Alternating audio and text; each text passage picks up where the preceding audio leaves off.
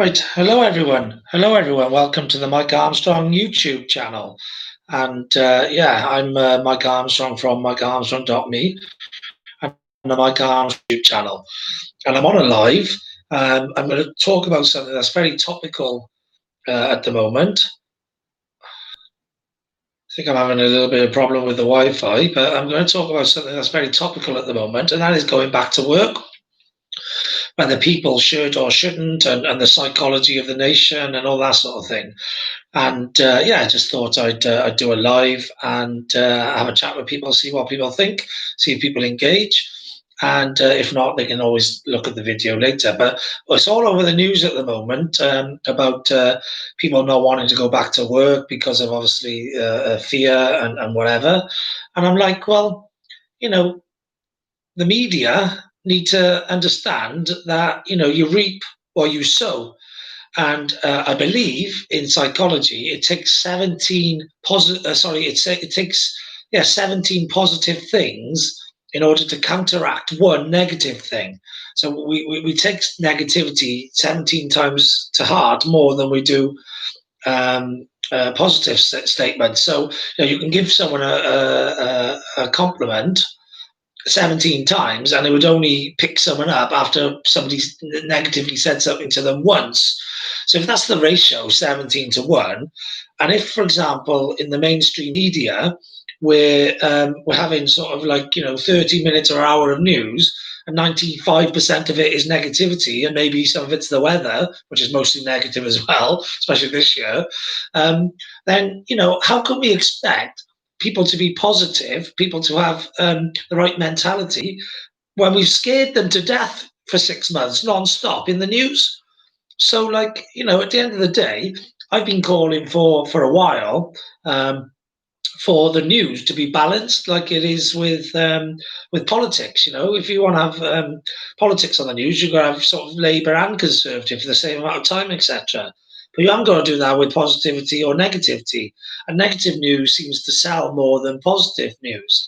So therefore, it's constantly on the media. It's constantly, on all the headlines, the front pages.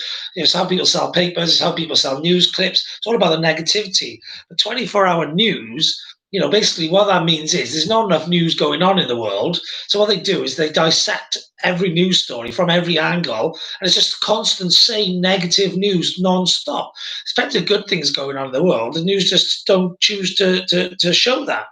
Now, actually, I think if they were told, probably not even 50-50 positive to negative, but actually, something like 75 to 25 positive to negative, the world would be a better place. Psychology would be a better place, and you'd probably find people who go back to work. And ultimately, the market conditions are going to decide what happens to businesses long term. So all the businesses that sell online and distribute and whatever logistics, they're all going to survive, and the high street and all of those other businesses are going to die if people don't go back to work. Whether that's right or wrong, it may be just what will be, and we'll find a way of adapting and moving around those situations. But what this message is for the politics, the rule makers, the government, people like that. Whether they get to hear it or not, they probably won't. But if they do, then what I would say is, if they controlled the media and stopped them basically being after money only and chasing negativity, and actually was about helping people and sharing news and actually doing something which was value based and which was legacy based and was actually helpful and impactful to the human beings over just making money and selling stories or selling papers.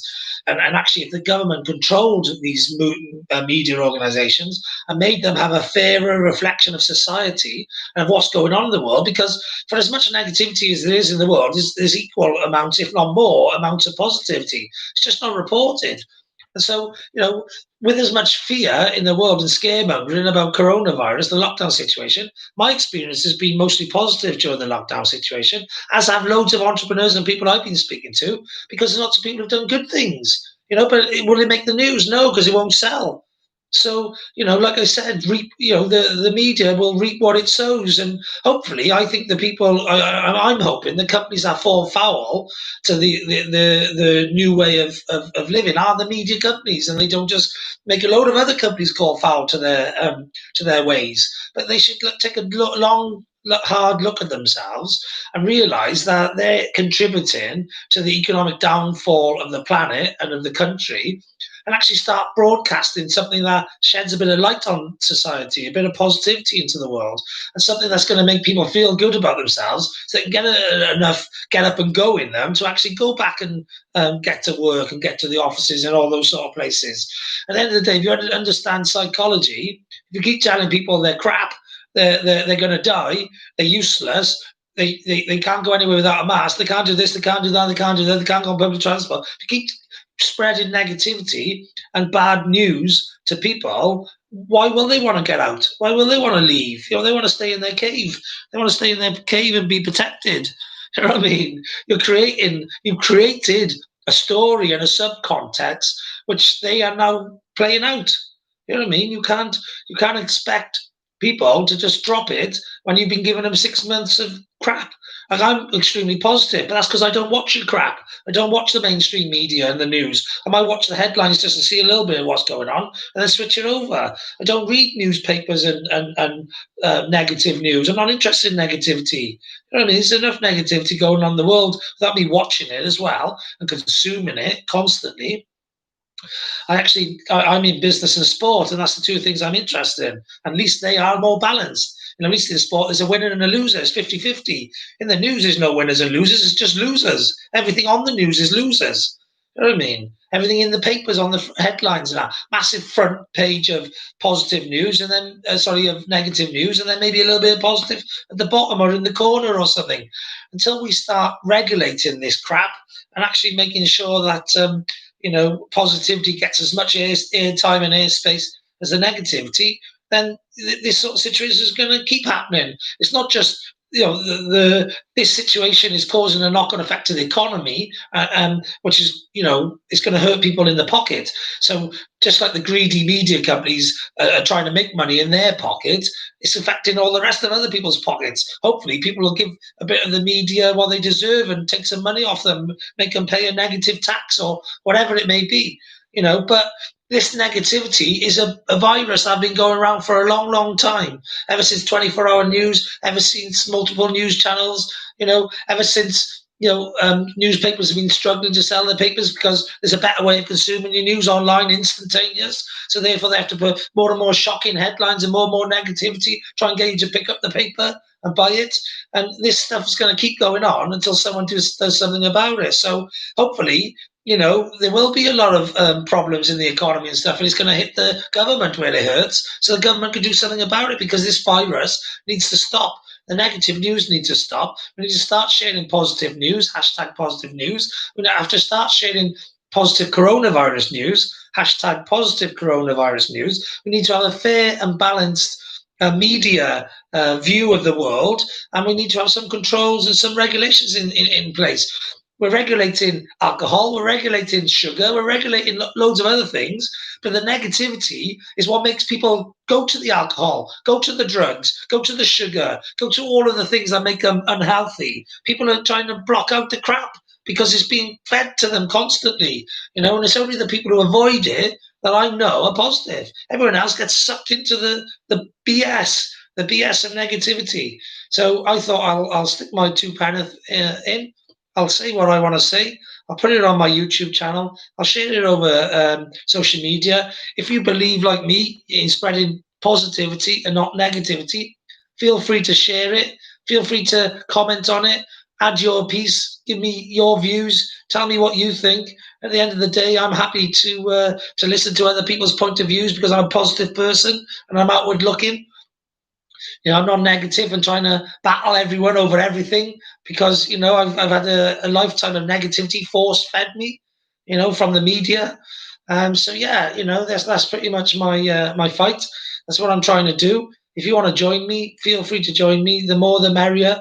The mainstream media are massive; they're giants, and so it's going to take a collaborative effort of positive people to fight against the system. Let's fight against the system. Let's unite and fight against the negativity. Let's forget about global warming. Let's forget about coronavirus, Black Lives Matter, and all of that sort of stuff. and let's just take the positive fight, because all of those things will get sorted if the world's a more positive place and people are more positive. Everything will get sorted.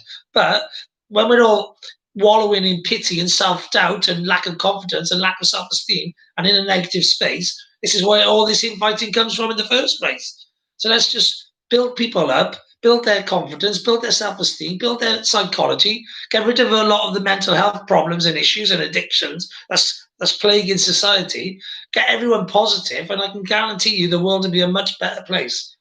So that's pretty much it from me. Check me out, hashtag Mike Armstrong or MikeArmstrong.me if you want to connect with me in any way. And just let's keep fighting the fight. At the moment, I'm a bit like Greta Thunberg, sitting on the steps, of a place, trying to build an army of people to prevent global warming. I feel like I'm in that position at the moment because there's not enough people fighting this fight, but I'm going to keep fighting it, and I want people to join me as well. So if anyone listens to this video and wants to join the fight, get in touch with me. Let's build an army together and let's fight the negativity. Hashtag fight the negativity. That's pretty much it from me. Nothing else left to say other than have a great day. I know I will. And thanks very much for listening. Cheers. Bye bye.